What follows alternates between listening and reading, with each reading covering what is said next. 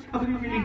उनके खौफ खुदा का आलम देखिए, जब जब कब्रिस्तान के करीब से गुजरते खड़े होके इतना रोते, आंखें भीग जाती, दाढ़ी भीग जाती, आंसुओं से जमीन पे आंसू गिरने लगते। देखने वाले देख के कहते, हुजूर आप तो बख्शे बख्शाए हो, आप इतना रोते हो? तो आप पैगाम देते हैं, ये हमारे लिए है, ये तालीम उम्मत के लिए पैगाम है। वो तो बख्शे बख्शाए है, वो तो जन्नती है। कहते ये कब्र दुनिया की मंजिलों में सबसे आखिरी मंजिल है और आखिरत की मंजिलों में सबसे पहली मंजिल है। अगर कब्र के सवालों के जवाब में इंसान पास हो गया तो आगे उसके लिए आसानियां हैं, और कब्र के सवालों के जवाब में फंस गया तो आगे बड़ी मुश्किलों का सामना है। अब आला हजरत का शेर सुनो, फरमाते उनको रहम आए तो आए वरना, उनको रहम आए तो आए वरना, वो कड़ी मार है क्या होना है, छुप के लोगों से किए जिसके गुनाह वो खबरदार है क्या होना है। आज हम लोगों से तो डरते हैं, आज पता चल जाए कि उतरौला चौराहे पे पुलिस वाहन की चेकिंग कर रही है, पुलिस मोटरसाइकिल की 4 व्हीलर की चेकिंग कर रही है, तो अगर हमने बेल्ट नहीं लगाई है तो बेल्ट लगाते हैं, अगर हेलमेट नहीं है तो घर आके हेलमेट लगा के फिर गुजरते हैं।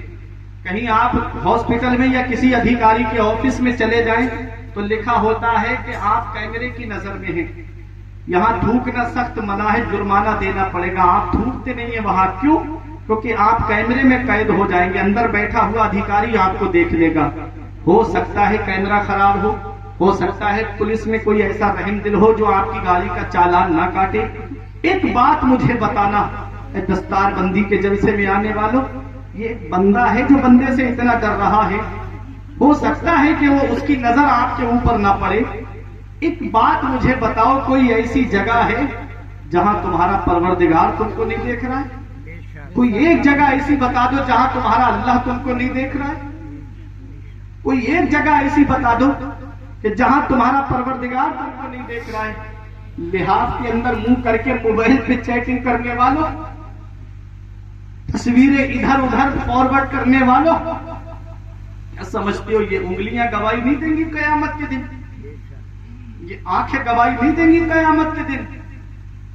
वमन यअमल मिस्काल ज़र्रतिन खैरन यरह वमन यअमल मिस्काल ज़र्रतिन शर्रन यरह। कयामत के दिन हल्की से हल्की नेकी भी तुम देखोगे, छोटे से छोटा गुनाह भी तुम कयामत के दिन देखोगे। आज गुनाहों के अड्डों को हमने आबाद कर दिया। अब शबे बारात आ रही है ना 2-3 दिन के बाद में, अब आप देखना फेसबुक पे व्हाट्सएप पे माफी नामे चालू हो जाएंगे कि मुझसे कोई गलती हो गई हो तो माफ कर देना, मुझसे कोई खता हो गई हो तो माफ कर देना, शबे बारात आ रही है मेरी गलती को माफ कर देना।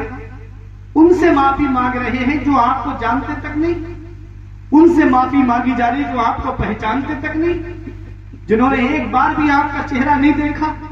घर में बाप नाराज बैठा है, घर में भाई नाराज बैठा है, घर में मां आंसू बहा रही है बेटे के जुल्म सितम को, बहन आंसू बहा रही है, ईद के मौके पे इंतजार करती है काश मेरा भाई मेरे घर पे आ जाता, काश मेरे भाई के कदम मेरे घर में पड़ जाते। और भाई है कि जरा सी बहनोई से बात क्या हो गई, बहन के घर का जाना छोड़ दिया। ये हालात आज हमारी कौम के हो गए। आज घर में माँ बाप रूठे बैठे, नाराज बैठे, आज बेटा बाप से बात करना पसंद नहीं करता। माँ बाप अल्लाह की कितनी बड़ी नेमत है, इसका पता हमें तब चलता है जब ये साए हमारे सर से उड़ जाते हैं। फिर चिराग लेके भी ढूंढोगे ना तो माँ बाप जैसा प्यार करने वाली शख्सियत नहीं मिलेगी, माँ बाप जैसी मोहब्बत करने वाली शख्सियत नहीं मिलेगी। बाप अल्लाह की बहुत बड़ी नेमत है, माँ अल्लाह की बहुत बड़ी नेमत है। आज जिस बाप की खांसी हमें अच्छी नहीं लगती, आज जिस माँ का बोलना हमें अच्छा नहीं लगता, एक दिन आएगा जिस दिन ये चारपाई घर से उठेगी ना, उस दिन घर में दाखिल होगे तो घर काटने के लिए दौड़ेगा। बाप अल्लाह की इतनी बड़ी नेमत है, बाप अल्लाह की इतनी बड़ी नेमत। हमारे बुजुर्गों ने फरमाया कि बाप आंगन में लगे हुए पेड़ की तरह है। जब शिद्दत की गर्मी पड़ती है, जब शिद्दत की धूप पड़ती है, जब गरम गरम लू के थपेड़े होठों को खुश्क कर देते हैं, उस वक्त सबसे बेहतर और मुनासिब साया दरख्त का साया माना जाता है। आदमी पेड़ के साए में बैठ जाए तो उसे आराम मिल जाता है। कितनी भी गर्मी पड़ती हो, आप कुर्सी डाल के पेड़ के नीचे बैठ जाओ, आपको सुकून मिल जाएगा। बाप आंगन में लगे हुए पेड़ की तरह है। हमारे बुजुर्गों ने फरमाया बाप आंगन में लगे हुए पेड़ की तरह है। पेड़ के पत्ते गर्मी में तोड़ के देखना, ऊपर से गर्म होते हैं और नीचे बैठने वाले को छांव देते हैं। अरे बाप आंगन में लगे हुए पेड़ की तरह है, जो खुद तो धूप में जलता रहता है लेकिन अपनी औलाद को साया पहुंचाता है, अपनी औलाद को आराम पहुंचाता है। ऐसे माँ बाप के साये की ना कदरी न कर, ऐसे माँ बाप के साये की ना कदरी न कर। धूप काटेगी बहुत जब ये शजर गिर जाएगा। जिस दिन ये साया सर से उठ गया उस दिन धूप भी परेशान करेगी, गरम गरम लू के थपेड़े भी परेशान करेंगे। आज जिस दौर में हम जिंदगी गुजार रहे हैं ये मिलावट का दौर कहलाया जाता है। आज इस दौर में मिलावटी दौर कहलाया जाता है। तेल में आपको मिलावट मिलेगी, आटे में आपको मिलावट मिलेगी, चावल में आपको मिलावट मिलेगी, घी और दूध और दही में आपको मिलावट मिलेगी, चीनी और दालों में आपको मिलावट मिलेगी। इस मिलावटी दौर में अगर बगैर मिलावट के कोई चीज है तो वो माँ बाप की मोहब्बत है जिसमें कोई मिलावट नहीं होती है, जो अपनी औलाद से सच्ची मोहब्बत करते हैं। कभी तुम्हें ये लगे नौजवानों कि मेरे बाप ने मेरे लिए क्या किया है, तो अपने वालिद के हाथ की लकीरें देख लिया करो। एक दिन मैंने पूछा था अपने अब्बा से, अब्बा मेरे हाथ की लकीरें नजर आ रही है, तुम्हारे हाथ की लकीरें कहाँ चली गई? तो एक जवाब दिया था, बेटा तुम्हारी तकदीर बनाते बनाते हमारे हाथ की लकीरें मिट गई। बाप क्या नहीं करता अपनी औलाद के लिए, बाप कौन सी कुर्बानी नहीं देता अपनी औलाद के लिए। कभी लगे मेरे बाप ने मेरे लिए क्या किया है, तो रात में 3 बजे के वक्त उतरौला चौराहे पे चले जाया करो, रजा मस्जिद के सामने देख लिया करो। ये रात के 3 बजे बस लेकर के खड़ा होने वाला ये एक बाप ही तो है, ये 4 व्हीलर चलाने वाला ये एक बाप ही तो है। ये उलमा हुफ्फाज असातिज़ा आपको बताएंगे कि रात में 2 बजे के बाद कैसी नींद आती है, आदमी को आंख खोलना दुश्वार हो जाता है। ये 3-3 बजे ऑटो रिक्शा लेके चौराहे पे खड़ा होने वाला ये एक बाप ही तो है। ये बस चलाने वाला एक बाप ही तो है, ये ट्रक चलाने वाला ये एक बाप ही तो है। अरे दूसरों के खेतों में काम करने वाला ये एक बाप ही तो है, दूसरों के घरों में मजदूरी करने वाला ये एक बाप ही तो है। अरे सर पे 3-3 मंजिल पे ईंटें लेके चलने वाला ये एक बाप ही तो है। अरे दूसरों के खेतों में मजदूरी करने वाला ये एक बाप ही तो है। ये बाप ही तो है जो अपनी औलाद के लिए पैसे जमा करता है, जो अपनी औलाद की तालीम के लिए पैसे जमा करता है। ऐ नौजवानों ये स्कूल की फीसें भरने वाला एक बाप है, ये कोचिंग की फीसें भरने वाला एक बाप है, ये कॉलेज की फीसें भरने वाला एक बाप है, यूनिवर्सिटी की फीसें भरने वाला एक बाप है। अरे डॉक्टर बनाने वाला एक बाप है, इंजीनियर बनाने वाला एक बाप है, प्रोफेसर बनाने वाला एक बाप है, मास्टर बनाने वाला एक बाप है, डॉक्टर बनाने वाला एक बाप है, आलिम और हाफिज बनाने वाला एक बाप है।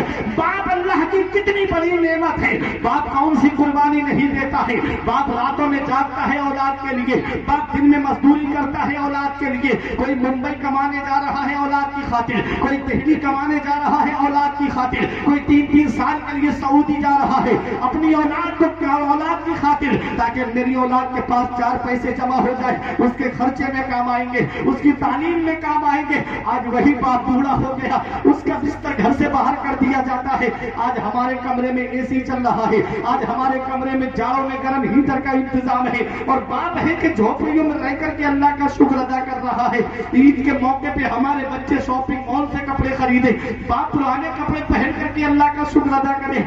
ईद के मौके पे हमारे बच्चे गोश्त और सिवई खाए, हमारे माँ बाप हमारे बच्चों का चेहरा देखे। क्या इसी दिन के लिए माँ बाप ने औलाद को जवान किया था? क्या इसी दिन के लिए माँ बाप ने औलाद को पाला था? इसीलिए शायर ने कहा था कि इस वक्त के बारे में तो सोचा भी न था, बेटों से ज़ईफ़ी में हुई खत्म रसाई, घर बार तो बांट लिए शौक से फुरकान, हिस्से में किसी के मगर माँ नहीं आई।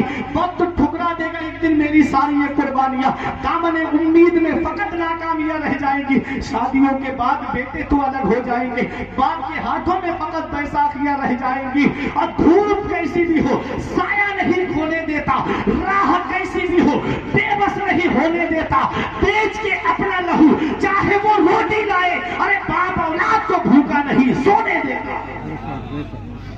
बाप है अपनी